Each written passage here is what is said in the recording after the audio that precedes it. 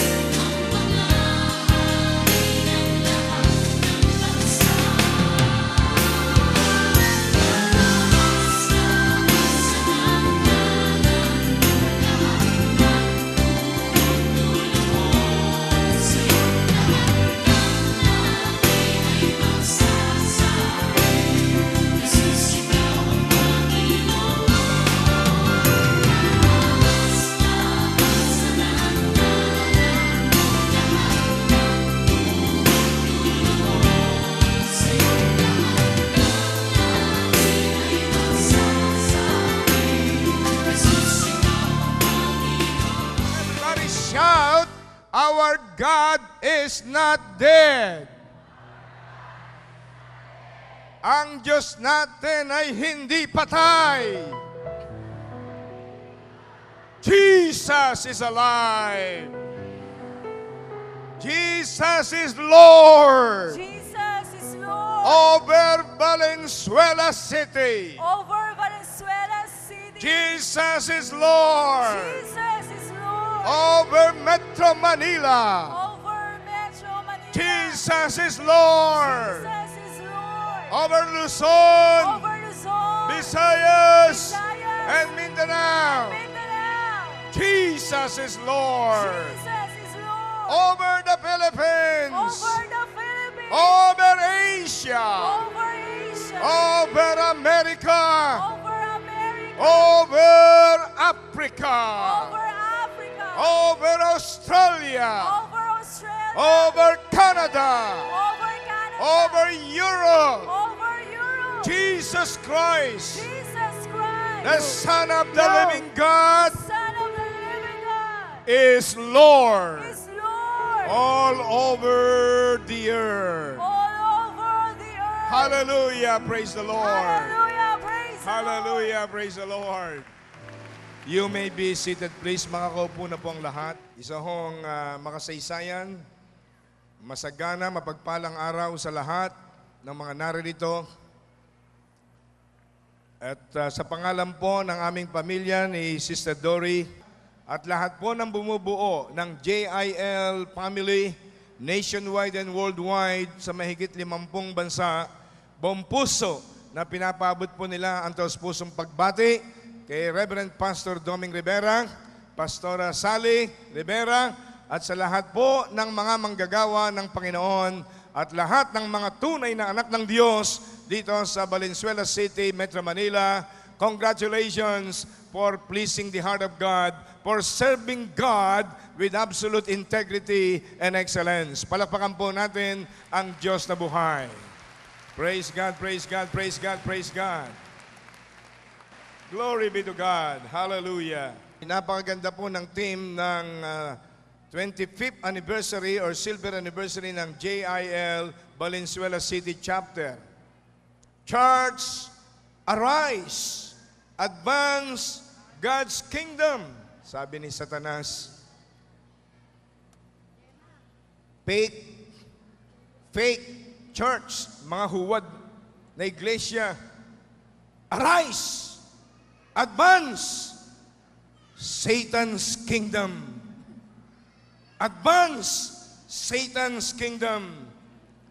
I-advance ang forces of darkness sa Pilipinas.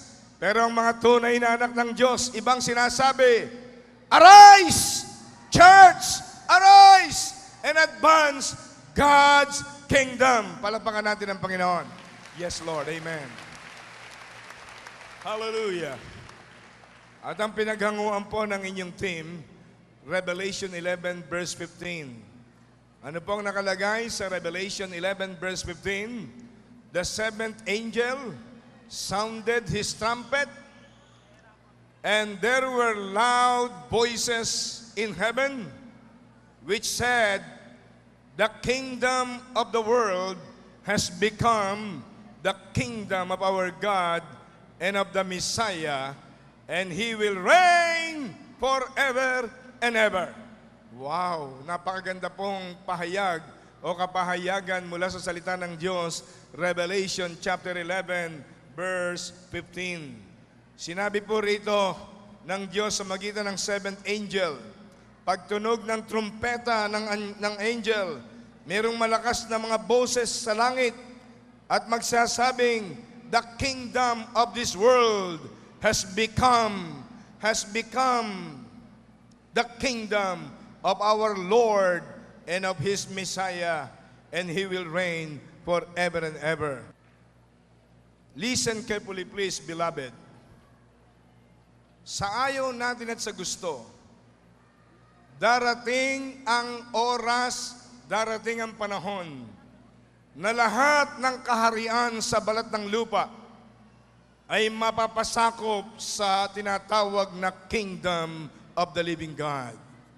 Lahat ng kaharian, kaharian sa religious sector, kaharian sa family sector, kaharian sa government sector, kaharian sa ekonomiya, sa kabuhayan, sa negosyo, all pillars of the society of every nation of the world will become the kingdom of our Lord Jesus Christ. Ito po'y mangyayari at hindi ho ito kayang pigilin ng tao.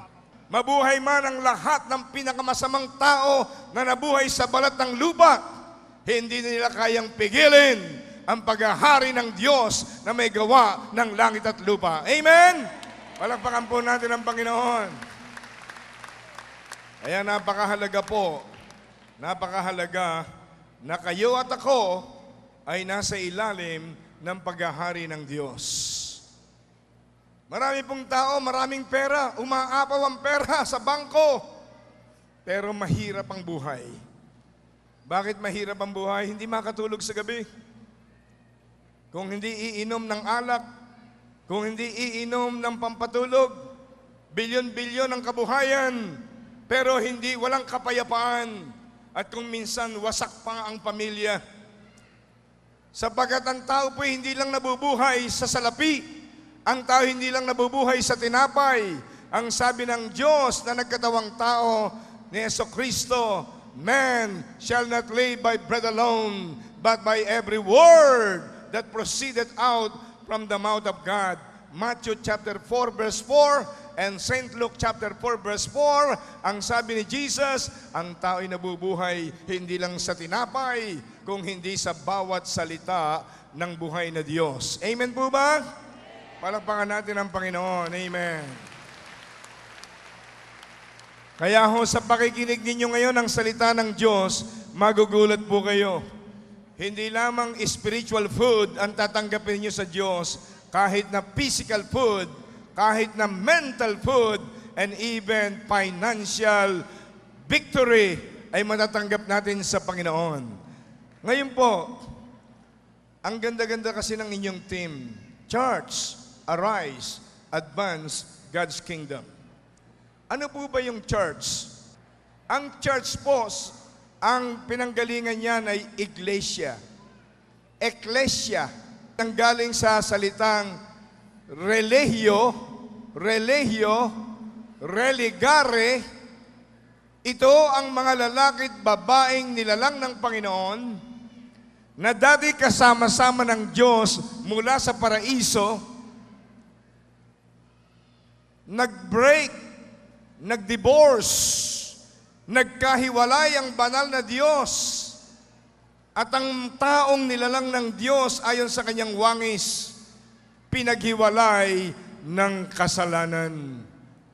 Dati magkasama sa paraiso, sa Garden of Eden, kung saan nilalang ng Diyos ang lahat ng pagkain na kailangan. Wala nang hirap ang tao, walang gutom, walang sakit, walang karamdaman. In the state of perfection. Ang sarap ng buhay ng ating unang magulang doon sa paraiso. Subalit nagtaksil si Adan at si Eva sa Diyos. Nagpatukso sila kay Satanas na naganyong ahas. Si Lucifer, ang worship leader sa langit, na pinasok ng pride, ng arrogance, pinasok ng covetousness, at nangarap na makapantay niya ang Diyos na lumalang sa kanya. At nagrevolusyon at nagrebelde, nagkaroon ng rebellion sa langit, natangay ni Lucifer ang barkada niyang 1/3 fallen angels, at sila'y sinipa ng Diyos sa langit, at sila'y binaksak dito sa lupa. At si Lucifer ang naging Satanas, at yung 1/3 fallen angels, yun po ang kanyang mga kampon. Yun ang mga demonic spirits na ang layunin sa mundo, sirain, wasakin, patayin, nakawin ang pagpapala ng Diyos sa lahi ng tao. Kaya sinabi ni Jesus sa John chapter 10 verse 10, ang magnanakaw na si Satanas at ang kanyang mga kampon ay nandito sa lupa para magnakaw. Nakawin ang pagpapala ng Diyos sa tao. Nakawin ang kalusugan ng tao. Nakawin ang kasaganaan ng tao. Nakawin ang kaligayahan at galak sa buhay ng tao. Magnakaw, pumatay, magdala ng lahat ng klase ng sakit, lahat ng klase ng pagwawasak sa buhay, pumatay, magnakaw, pumatay, at magwasak ng buhay. Ang sabi ni Jesus, ako naman ay pumunta sa lupa upang magbigay ng buhay at ng kasaganaan ng buhay. Ang sabi ni Jesus sa John chapter 10, verse 10. Amen po ba? Palakpakan natin ang Panginoon. Amen, Lord. Kaya sabi ni Jesus sa Matthew 6:33, seek ye first the kingdom of God and His righteousness, and all these things shall be added unto you. At sabi ng 1 John 3:8, the Son of God was manifested that He might destroy the works of the devil. Kaya nagkatawan tao ang ating Panginoong Jesucristo, sapagkat ang magandang plano ng Diyos ay winasak ni Satanas. Ang plano ng Diyos, hindi na mamamatay ang tao, pero nakapasok ang kasalanan. Ang kabayaran ng kasalanan ay kamatayan, kaya nakapasok ang sumpa ng kamatayan. Nakapasok ang sumpa ng sakit karamdaman. Nakapasok ang sumpa ng kahirapan ng buhay. At maraming tao ay nagiging kasangkapan o instrumento ng dyablo para magasik ng lagim, magasik ng karamutan, kasakiman, at pati yung karapatan ng iba, inaagaw nila ang karapatan ng iba.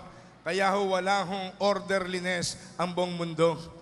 Kaya kung minsan sa biglang tingin nagtatagumpay ang masasama, ang masasamang may hawak ng kayamanan sa bawat bansa, at yung mabubuti, karamihan ay naghihirap. Pero may magandang balita ko sa inyo, darating na ang oras ng lahat ng kaharian sa balatang lupa ay sasakupin ng kaharian ng buhay na Diyos. Hallelujah!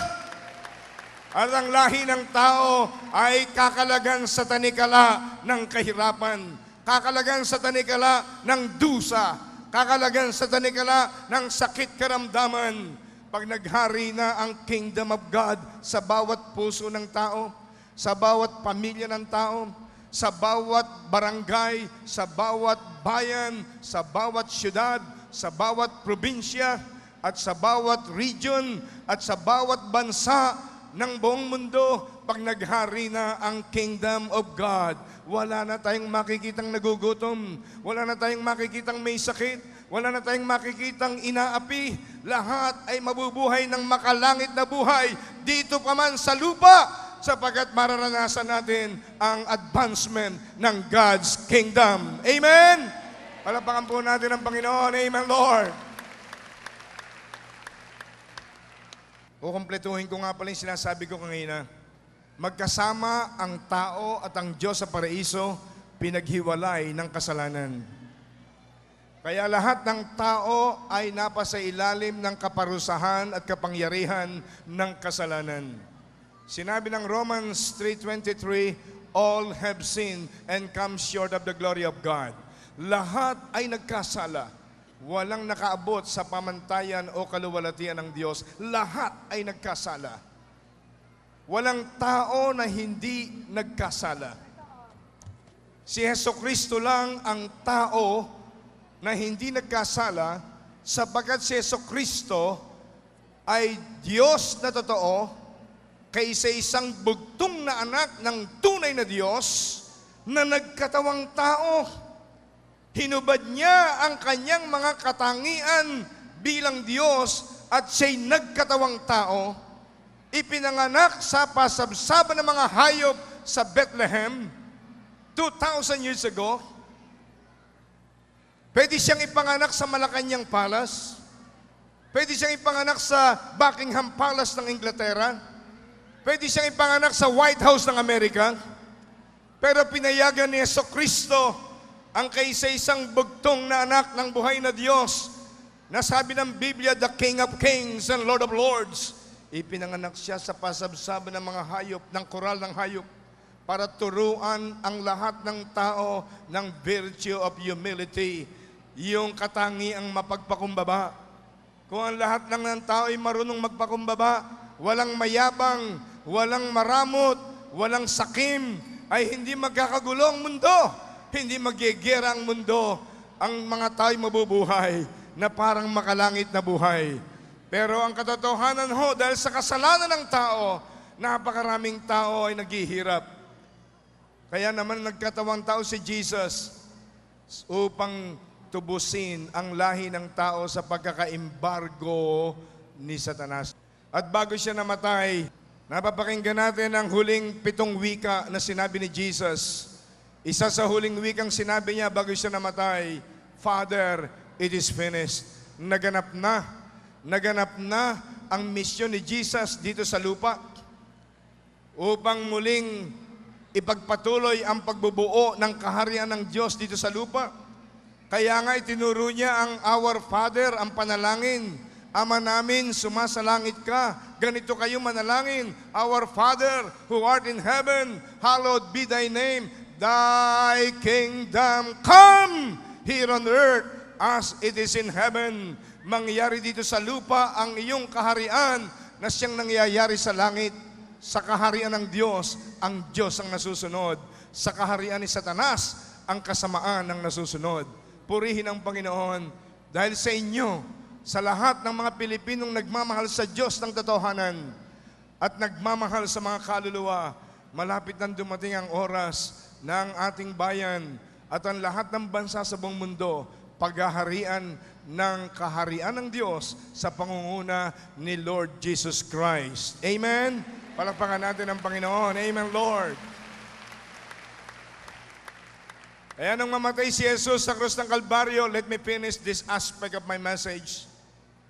Ang hawak niya sa kanang kamay ay ang banal na Diyos. Ang hawak niya sa kaliwang kamay, symbolically, ang makasalanang lahi ng tao na naimbargo ni Satanas. At sa kanyang kamatayan sa krus ng Kalbaryo, bago siya nalagutan ng hininga, Father, it is finished. Naganap na ang kanyang tungkulin sa pagkakatawang tao at siya'y namatay. Sa kamatayan ni Jesus, naibubu niya ang kanyang dugo na walang bahid kasalanan, walang original sin. Ang dugo lang ni Jesus ang walang original sin. Lahat ng tao ay merong original sin. Si Jesus lang ang exempted sapagkat siya'y ipinanganak ng isang birhing babae. Kayo at ako ay pinanganak through biological process. Nagsama ang ating ina at ama. Naging mag-asawa sila. Sa loob ng 9 na buwan, tayo ay na-manufacture sa sinapupunan ng ating ina. Pagkatapos ng 9 months, tayo ipinanganak bilang sanggol. Minana natin ang katangian ni Adan at ni Eva, handon ng original sin. Kaya po, ganyan ang lahi ng tao. Dahil ang minana nila, the sinful nature ni Satan. Pero may ginawa si Jesus. Gayon na lamang ang pagsinta ng Diyos sa sanlibutan na makasalanan. Ibinigay niya ang kanyang kaisa-isang bugtong na anak. Namatay sa krus ng Kalbaryo. Dumalaw yung kanyang banal na dugo na walang bahid kasalanan. The only blood that can remit or erase or cleanse the sins of mankind.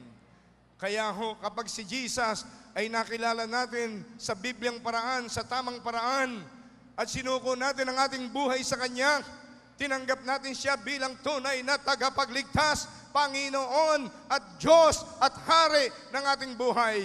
Yung dugo ni Jesus na dumaloy sa krus ng Kalbaryo, mag-ooperate yun sa mahimalang paraan. Lilinisin at uhugasan ng ating puso't kaluluwa.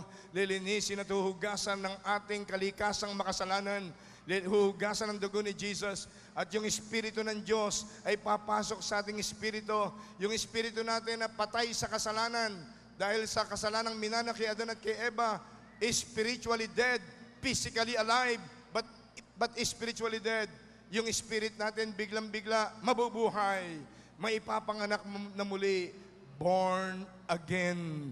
Yun po sinasabi ni Jesus sa John 3:3, unless a man is born again, he cannot see the kingdom of God. Palakpakan natin sandali ang Panginoon. Yes, Lord. Hallelujah. At ngayon, mga minamahal, kapag tayo ay naipanganak na muli, sa pagtanggap natin kay Jesus bilang Panginoon at tagapagligtas, ano ang benepisyo ng ginawa ni Jesus sa krus ng Kalbaryo? Ano ang matatanggap natin kapag sinuko natin ang buhay natin kay Jesus? Hindi sa relihiyon. Ginagalang ko ang lahat ng relihiyon sa balat ng lupa. Pero huwag kayong magulat kung sabihin ko sa inyo, sa pag-aaral ko ng Biblia, ang impyerno ngayon ay punong-puno ng lahat ng tao na nanggaling sa lahat ng relihiyon. Ginagalang ko ang lahat ng relihiyon sa balat ng lupa. Pero gusto kong sabihin ang katotohanan, walang kapangyarihan ang relihiyon na magligtas ng kaluluwa sa impyerno. Walang kapangyarihan ang relihiyon na magbago ng puso ng tao.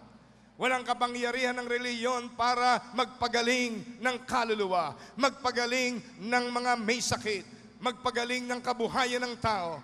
Walang kapangyarihan ng relihiyon para iyayos ang isang bansa o ang buong mundo. Ang kailangan ng tao para sa kaligtasan, ang kailangan ng tao para mabalik sa Diyos, ay hindi relihiyon, kung hindi relasyon sa Diyos, hindi relihiyon. Relasyon sa Diyos, makakamit lamang sa magitan ni Jesucristong nagsabi na siya lamang ang daan, ang katotohanan at ang buhay. Walang makaparoon sa Ama kung hindi sa pamagitan niya. John 14 verse 6. Palapakan natin ang Panginoon. Amen, Lord. Oh, glory! Kaya madalas kong sabihin sa inyo, mga minamahal, magmiyembro man tayo sa lahat ng relihiyon, sa impyerno pa rin ang punta natin.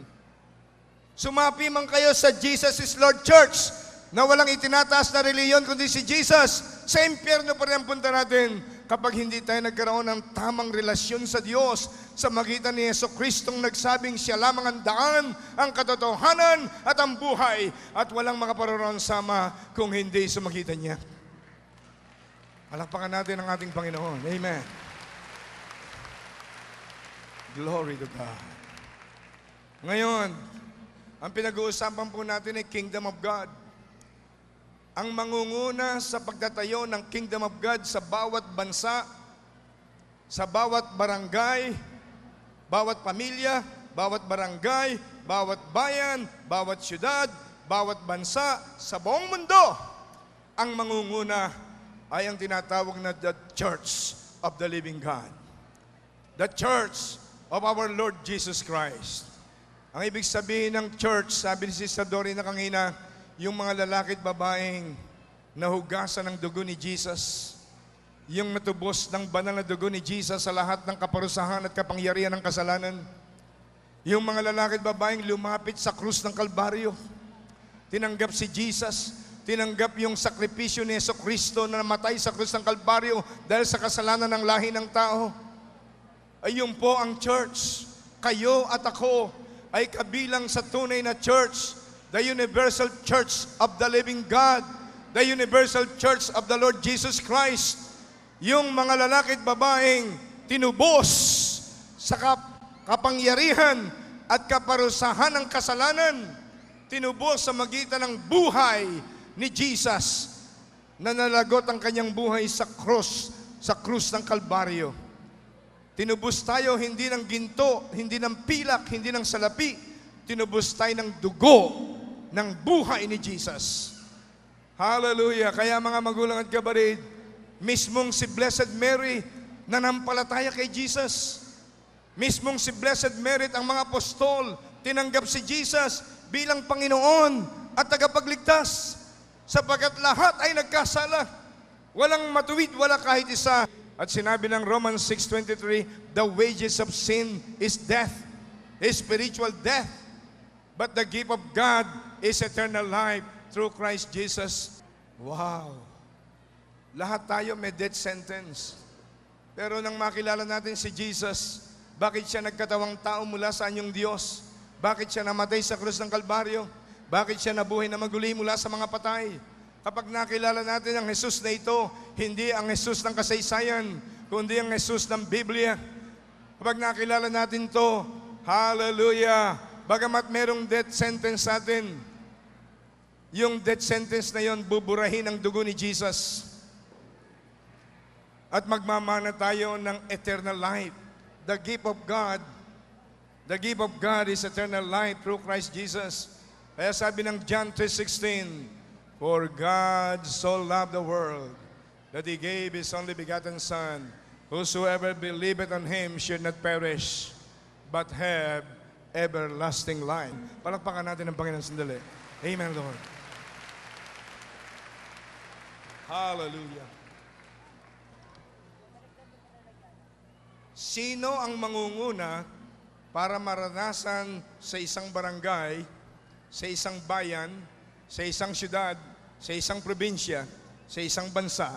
Sinong mangunguna para maitayo ang kaharian ng Diyos? Common sense dictates, not the people of the devil, not the people of Satan. It is God's own people. Ang tunay na mga anak ng Diyos na nakaranas ng pardoning grace, ng forgiving grace. Palapakan natin ang Panginoon. Amen, Lord. Hallelujah. Ngayon po, bago ako dumako sa special prayer, nais ko lang kong kumpletuhin ng isang simpleng mensahe, teaching message. The Church of the Living God was born in power and in glory. And this church determines the destiny of every nation. If the church is weak, the nation is weak. If the church is immoral, the nation is immoral. If the church is corrupt, the nation is corrupt. Because the church determines the destiny of every nation. Ito po ang isang katotohanan.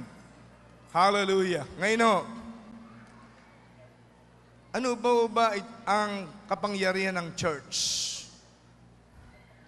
Ano ba ang kapangyarihan ng church ni Jesus? Paano natin makikilala ang tunay na church ng Panginoon? Buksan natin ang Matthew. Sabi ni Jesus sa Matthew 16, tinanong niya ang kanyang mga alagad, ano ang sabi ng mga tao sa labas? Sino raw ako?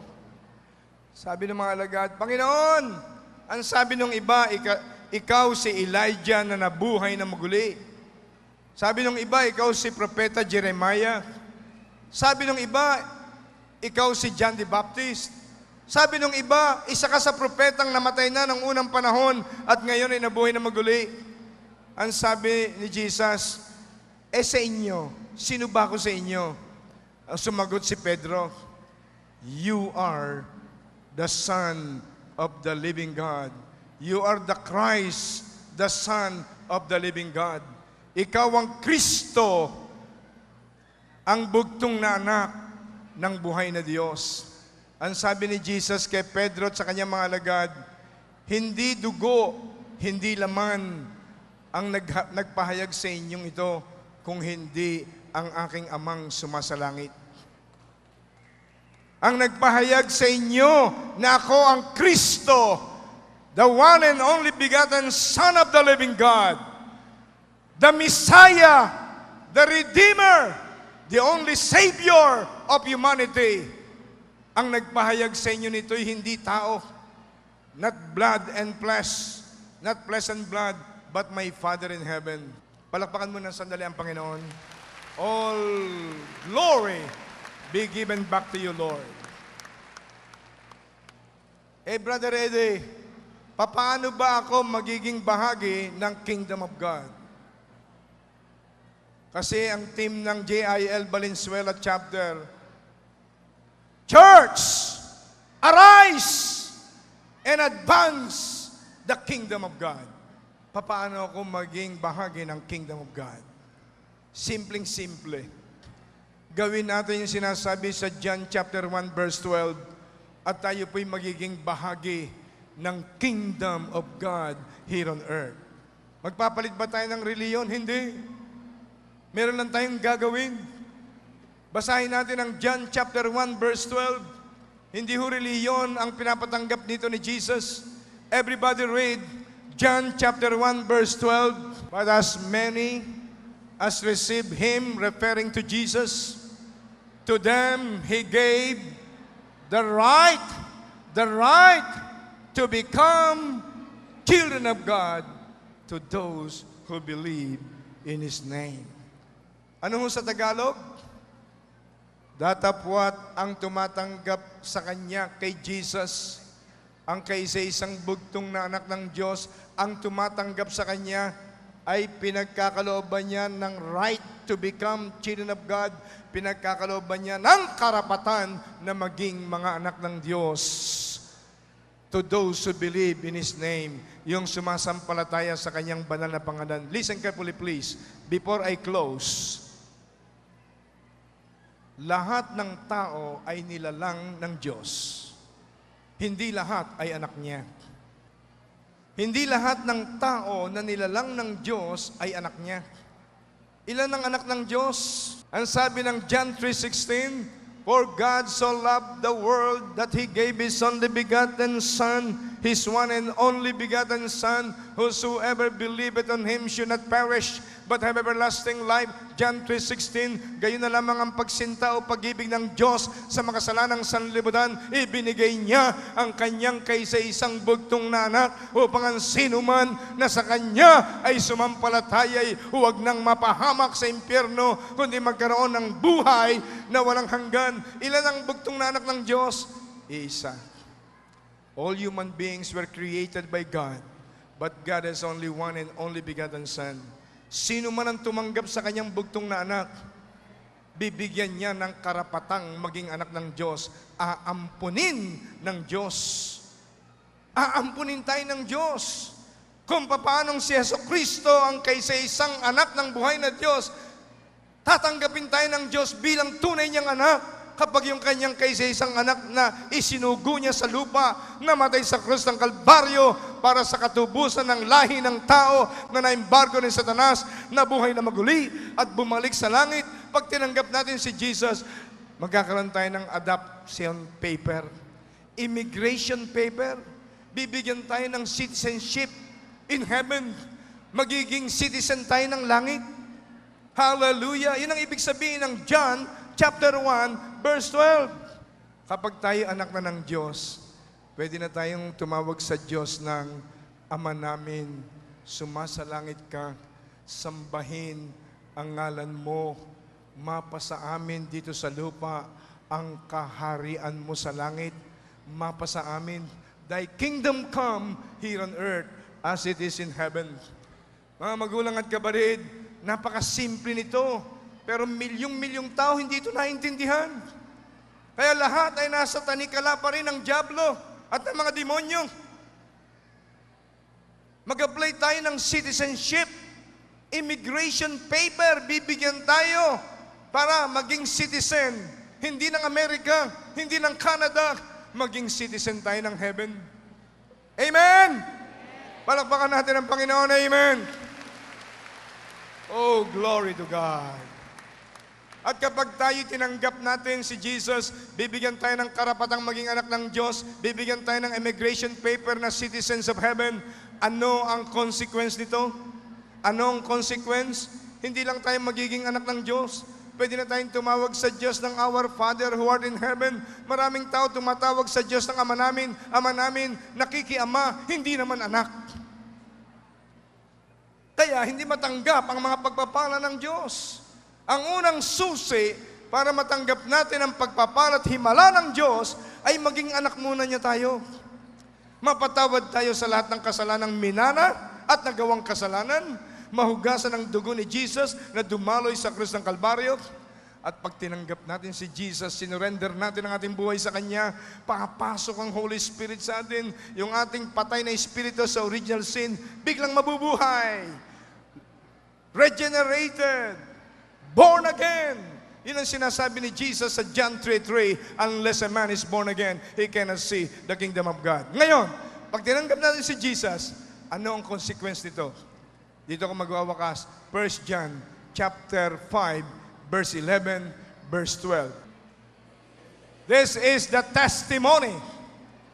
God has given us eternal life. And this life is in His Son. He who has the Son has life. He who does not have the Son of God does not have life. Kung ating naintindihan to, makikipag-away ba tayo sa relihiyon? Pag naintindihan natin to, inyo ng lahat ang relihiyon. Magmiyembro na kayo sa lahat ng uri ng iglesia sa balat ng lupa, basta si Jesus lang ang nasa puso ko. Amen! This is the testimony. God has given us eternal life. Everybody say, eternal life. Buhay na walang hanggan. And this life is in His Son. Hindi nakalagay, this life is in that religion. That eternal life is in His Son, Jesus. Capital S, meaning the deity or divinity of Jesus. He who has the Son has life. Ang kinaroroonan ng anak ng Diyos na si Jesus ay kinaroroonan ng buhay. Ang hindi kinaroroonan ng anak ng Diyos ay hindi kinaroroonan ng buhay. Sinasabi ko sa television, magmiyembro man kayo ng lahat ng relihiyon. sa impyerno pa rin ang baksak natin. Kahit sumapi kayo sa Jesus is Lord Church, na walang itinataas na relihiyon kundi si Jesus, sa impyerno pa rin ang baksak natin pag hindi tayo nagkaroon ng tamang relasyon sa Diyos sa magitan ni Jesus na nagsabi sa John 14 verse 6, I am the way, the truth, and the life, and no one can come to the Father except by me. Amen? Do you want eternal life? Ang sabi ni Jesus, what does it profit a man if he gains the whole world and suffers the loss of his own soul to hell forever? Mark chapter 8 verse 36. Hindi masamang magpayaman. Hindi masama ang magtayo ng mga business empire. Pero wag nating isanla sa impyerno ang ating kaisa-isang kaluluwa. Sinabi ng Diyos, kung si Satanas kayang payamanin ang kanyang mga anak, pero nakasanla ang kanilang kaluluwa sa impyerno, si Jesus, kaya niyang payamanin ang kanyang mga anak nang hindi kinakailangan isanla ang kaluluwa sa impyerno. Remember your God who gives you the power to get wealth. Remember your God who gives you the power to produce wealth. Deuteronomy chapter 8 verse 18. Kaya sabi ng Diyos sa 3 John 2, I wish above all things that thou mayest prosper, be in health as your soul prospereth. Gusto ko ng higit sa lahat, magkaroon kayo ng kasaganaan ng buhay, ng kalusugang pangkatawan, kung paano ang inyong kaluluwa ay may kalusugan. Ang susi, lumapit tayo kay Jesus. Pag lumapit tayo kay Jesus, magiging anak tayo ng Diyos. At pag tayo anak ng Diyos, ano ang kailangan mo sa iyong ama? Sino rito ang ama? Sino rito ang ina? Matitiis niyo ba yung anak ninyo na naghihirap? Meron naman kayo para ibigay sa kanila? Hindi. Kailangan muna magkaroon ng father and son or father and daughter relationship.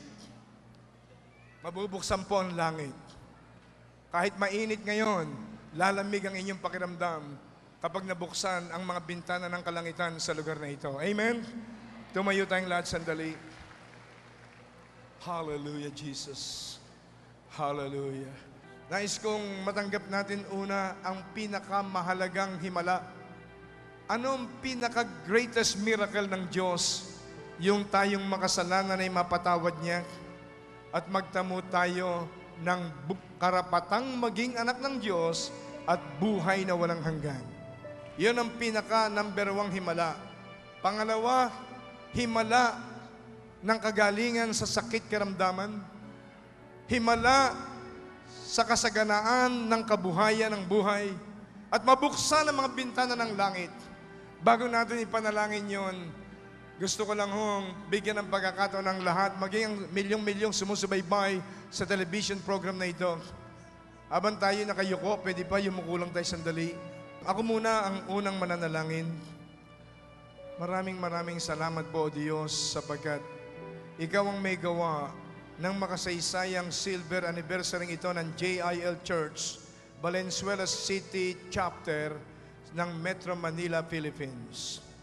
Salamat sa ilang libong mga lalaki at babaeng narito, Panginoon. Nagbibigay ng panahon sa iyong gawain.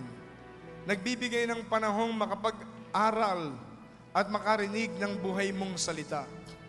Ikaw ang may sabi, O Diyos, sa Matthew 6:33, na kapag inuna ng iyong mga anak na hinahanap sa kanilang buhay ang paghahari ng Diyos o ang kaharian ng Diyos at ang kanyang mga katwiran, lahat ng bagay na kailangan nila'y ibibigay mo at idaragdag mo sa kanilang mga buhay. Pinapaalala ko sa iyo, Panginoon, ang pangako mo sa Matthew 6:33, and I quote your word, seek ye first the kingdom of God and His righteousness, and all these things shall be added unto you, unquote. Panginoon, nakinig ang mga anak mong ito sa iyong lingkod. Lantad sa iyong mga mata ang milyong-milyong tao sa Metro Manila. Bilyong-bilyong tao sa balat ng mundo. Kitang-kita mo ang karamihan ay walang panahon sa iyo. Ang iba'y mga lasing sa mga bagay sa sanlibutan. Subalit sa oras na ito, sa lugar na ito, may banal na gawain nang iyong banal at makapangyarihang salita'y maihayag. Nakikita mo ang mga lalaki at babaeng nagbigay at nagbibigay ng panahon sa iyo. Bago sila umuwi, bago sila umalis sa lugar na ito, ihanda mong ibuhos ang lahat ng mga pangangailangan nila sa buhay. Pero higit sa lahat, Panginoon, tulungan mo ang bawat isa ay maampun mo at mabigyan mo ng karapatang maging tunay na mga anak ng tunay na Diyos. Habang tayo nakayukot, nakapikit, nais ba niyong tanggapin si Jesus, hindi relihiyon, si Jesus, bilang tunay na Panginoon, tagapagligtas at Diyos ng inyong buhay? Habang tayo nakayukot, nakapikit, itaas ninyo inyong kamay sa langit, symbolizing you are surrendering your life to Jesus. Sabi ng Panginoon, ang magmakahiya sa akin sa harap ng mga tao pagdating sa langit, pagdating ng paghuhukom, ay ikahihiya ko rin sila sa aking Ama. Taas natin ang ating kamay sa langit, symbolizing that we're surrendering our life to Jesus. Maging kayong sumusubaybay sa television program na ito, sumunod kayo sa maikling panalangin ito ng pagsuko ng buhay, pag-surrender ng buhay, pagtanggap kay Jesus, hindi relihiyon, kundi si Jesus, bilang tunay na Panginoon, tagapagligtas, manggagamot at Diyos at Hari ng ating buhay. Sumunod kayo sa panalangin ito. Panginoong Jesus, patawarin mo po ako sa lahat-lahat ng kasalanan na mana at nagawa kong kasalanan. Linisin mo ako ng banal at makapangyarihan mong dugo na dumaloy sa krus ng Kalbaryo. Binubuksan ko sa iyo ang aking puso. Pumasok ka sa aking puso, Panginoong Jesus. Enter into my heart. I receive you as my Lord, as my God, as my King, my Savior, my Healer, my Deliverer, my Provider. Ikaw ang maghari sa aking puso't buhay. Linisin mo ako ng banal mong dugo. Bigyan mo ko ng bagong puso. Malinis at dalisay na puso. Nananampalataya sa iyo. At nagmamahal sa iyo. Ng buong katotohanan. Puspusin mo ako ng banal mong espiritu. Puspusin mo ako ng iyong kabanalan. Fill me, Lord, with your holiness, with your righteousness, with your love, with your wisdom, with your power. Tulungan mo akong mabuhay mula ngayon sa gitna lamang ng iyong kalooban. Maglilingkod po ako sa iyo ng may katapatan. Marami pong salamat, Panginoong Jesus. Ako iyong pinatawad sa lahat ng kasalanan. Ako iyong binigyan ng kaligtasan at karapatang maging anak ng Diyos. Salamat po, Panginoon. Listen carefully, please. Ang huling panalangin ko, anuman ang himala na kailangan nyo sa Diyos, hihilingin natin sa Diyos sa pangalan ni Jesus. Hihilingin natin sa Kanyang Ama, sa ating Amang sumasalangit sa pangalan ng Panginoong Jesus. Ano man ang inyong kailangan. May mabigat ba kayong problema? May sakit ang mahal nyo sa buhay o kayo? Tinanggihan ng doktor? Hindi kayang pagalingin ng siyensya, ng medical science? Marahil tinamaan ng cancer o anumang klase ng sakit karamdaman? Huwag niyong kakalimutan. Ang sabi ng Diyos, I am the Lord that healeth thee. I am the Lord that healeth thee. I am the God who heals you. Exodus 15:26. At ang sabi ng Exodus 23 verse 25, you shall worship me, you shall serve me, and I will bless your water and your bread. I will bless your bread and your water. I will take away sicknesses from the midst of thee, and no one will be barren among the land. Hallelujah. Exodus 23 verse 25. Ibibigay sa atin ng Diyos ang kumpletong kagalingan, ang kumpletong kasaganaan ng buhay, ang kumpletong tagumpay ng buhay. Kaya kung kayo may problemang ganon, mananalangin tayo matapos nating awitin ang isang simpleng awit. I know God is able.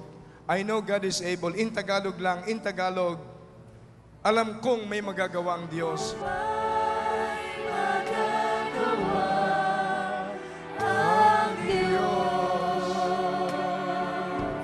Kung ako'y magtatapat, sa Kanya'y susunod, alam kong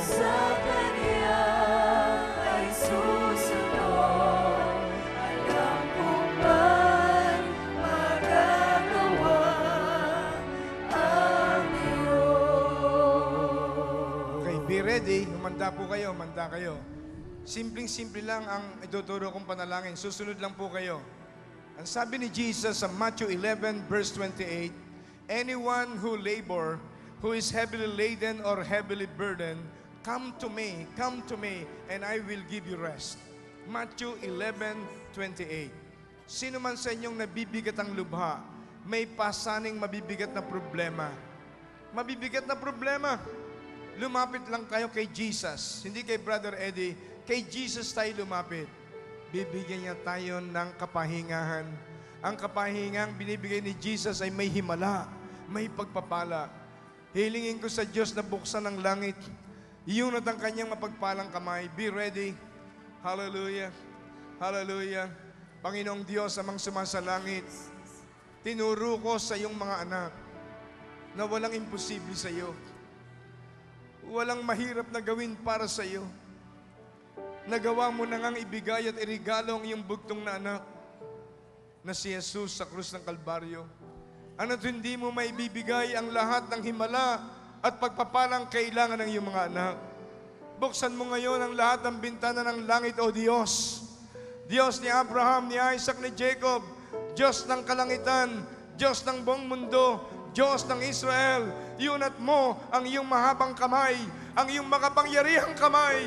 Sa kapangyarihan ng iyong banal na Espiritu, ipatungan mo, ipatong mo, Panginoon, ang iyong makapangyarihang kamay.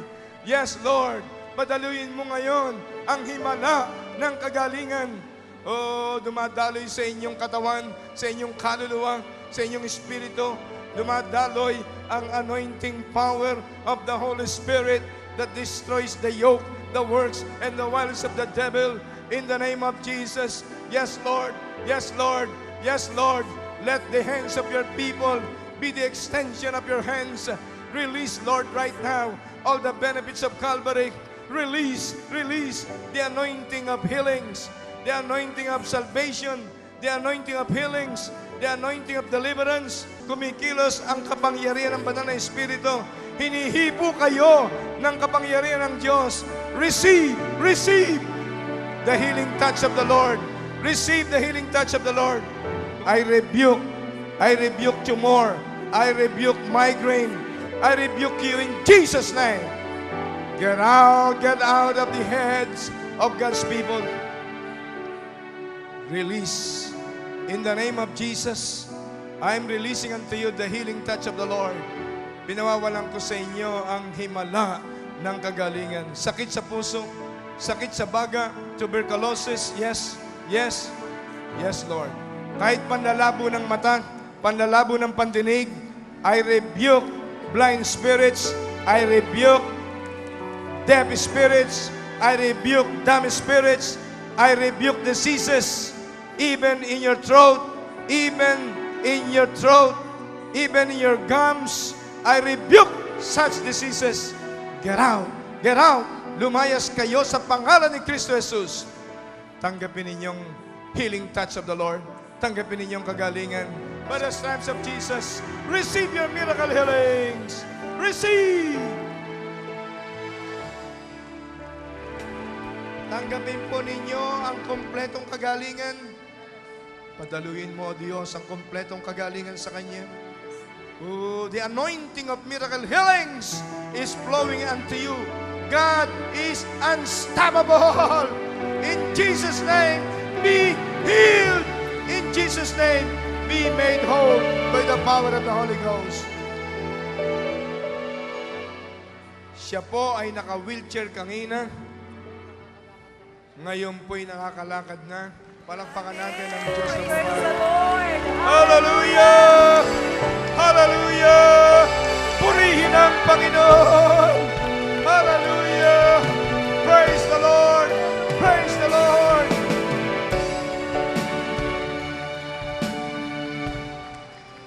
Lahat ng may sakit, huwag kayong titingin kay Brother Eddie, kay Jesus kayo titingin. Tanggapin ninyo ang kapangyarihan ng Diyos. Tanggapin ninyo ang himala ng kagalingan. I'm releasing unto you the mighty anointing power of the Holy Spirit in the name of Jesus. In the name of Jesus, the healer. Only Jesus is the healer. Tanggapin ninyo sa pananampalataya. Amen. Sa mga latin ni Jesus, kayo'y pinagaling na sa kapangyarihan ng banal na Espiritu. Tinanggap na ninyo ang kagalingan. Oh, Lord, thank you. Sabihin nyo, thank you, Jesus. Sabihin nyo, thank you, Jesus. Salamat, Panginoon. Ako iyong pinagaling. Sabi ni Jesus, kung meron kayong pananampalataya, kasing laki ng buto ng mustasa, kasing laki ng isang bigas, isang butil ng bigas, kung kayo may pananampalatayang kahit ganun lang kalaki, magagawa niyong utusan ang mga problema, ang bundok ng problemang lumaya sa inyong buhay at pumunta sa gitna ng dagat. Mangyayari ang himalang iyon kung kayo mayroong pananampalataya. Sabihin niyo, in Jesus' name, sa pangalan ni Kristo Jesus, makapangyariang pangalan ni Jesus, inuutusan ko ang lahat ng problema. Magsilayas kayo sa aking buhay, sa aking pamilya, sa aking kabuhayan. In Jesus' name. In Jesus' name. Sa pangalan ni Jesus, inaangking ko, nabuksan ang langit. Nabuksan ang langit sa aking buhay. Ako'y tunay na anak ng buhay na Diyos. Salamat, Panginoon. I receive your answers to all my needs. Thank you, Lord. Thank you, Lord. Panginoon, pagpalain mo ang buong siyudad ng Valenzuela. Pagpalain mo ang pamahalaan ng Valenzuela. Pagpalain mo ang lahat ng leader sa Valenzuela City. Pagpalain mo ang lahat ng mamamayan sa Valenzuela City. Let there be an open heaven, Lord. Beginning today, let there be an open heaven over the people of Valenzuela. Let there be an open heaven. Hallelujah. Over Metro Manila. Let there be an open heaven over Luzon, Visayas, and Mindanao. Let there be an open heaven to all Filipino people and to the Philippines, all over the Philippines and all over the world. Only in Jesus' name, by the power of the Holy Spirit. Ang lahat ay magsabi ng Amen. Amen. Masaya kasi tunay na ang Diyos ay kumilos sa buhay namin. Sa buhay ko, sa 25 years anniversary ng GIL Valenzuela, na ang Diyos ay kumikilos at nagpo-provide ng mga pangangailangan namin. Lalo-lalo na sa pamilya namin. Sa anak ko, kanina nilalagnat eh. Pero nung nag-prayer si Brother Eddie, yun nga, nawala at nakatulog na siya. Kaya to God be the glory. Nakaka-overwhelm lagi pag nagtuturo si Brother Eddie. Yun lang po, nakaka-bless siya. Gumanga ang pakiramdam ko, taka yung kalooban ko, lumuwag ang pakiramdam ko. The best ang Panginoon pag tumanggap sa Panginoon. Nung nitong nakaraang week, sobrang negative ko na, shucks, baka hindi na ako makagraduate on time. Pero kanina nung nagpipray si Brother Eddie, naramdaman ko na hindi ako maglalaban ng laban na to. And alam ko, makakagraduate ako on time ngayon. Sabi nga ni Brother Eddie, diba, i-claim natin na yung mga gagandang planos natin ng Lord. And yung Jeremiah 29:11, I claim that today. So, ayun lang. Masaya nga po, ma'am. Ni Brother Eddie, mga masaya yung mga tao ritong nagdalo eh. Thankful ako kasi sa pagkakahayag ng message kanina, nakaka-blessed siya. And then, na-witness ko kung paano mag-work ang Holy Spirit nung nagpipray si Brother Eddie po. Napakaganda talagang kumilos ang Panginoon sa gawain ngayon. Praise the Lord at maraming gumaling, pinagaling ng Panginoon at marami din nakareceive na yung presensya talaga ng Lord ay mararamdaman mo. Tentmaker.ph. This is for meaningful online shopping. A must for books lovers and music geeks. This is also home for the Talk of the Town videos and ticket sales of free Freshing concerts, discount vouchers, tentmaker.ph, meaningful online shopping.